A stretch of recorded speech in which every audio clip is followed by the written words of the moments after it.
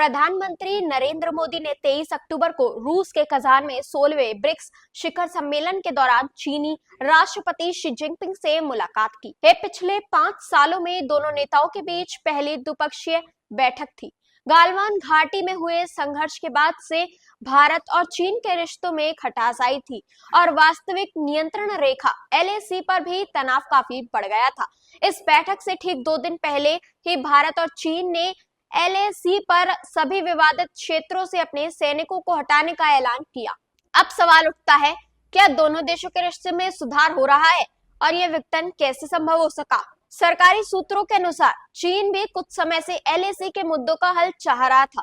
सूत्रों ने बताया कि अमेरिका के दबाव के बावजूद प्रधानमंत्री मोदी की रूस यात्राओं ने समझौते के लिए अहम भूमिका निभाई। सूत्रों का कहना है कि LAC पर तनाव कम करने की प्रक्रिया अब तेजी से आगे बढ़ेगी, क्योंकि दोनों देश इस मुद्दे का शीघ्र ही समाधान चाहते हैं।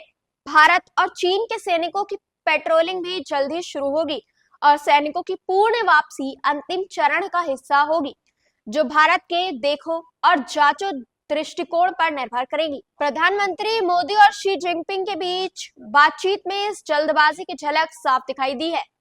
दोनों नेताओं ने 2020 के सीमा विवाद के समाधान और हाल ही में हुए समझौते का स्वागत किया।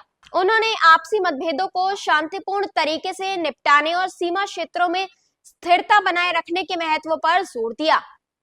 इस दिशा में दोनों देशों के विशेष प्रतिनिधि जल्द ही मुलाकात करेंगे और सीमा विवाद का तार्किक समाधान खोजने की कोशिश करेंगे। भारत की ओर से जारी बयान में कहा गया है कि विदेश मंत्रियों और अन्य अधिकारियों के बीच बातचीत के माध्यमों का उपयोग किया जाएगा ताकि द्विपक्षीय संबंधों को फिर से स्थिर और मजबूत किया जा सके।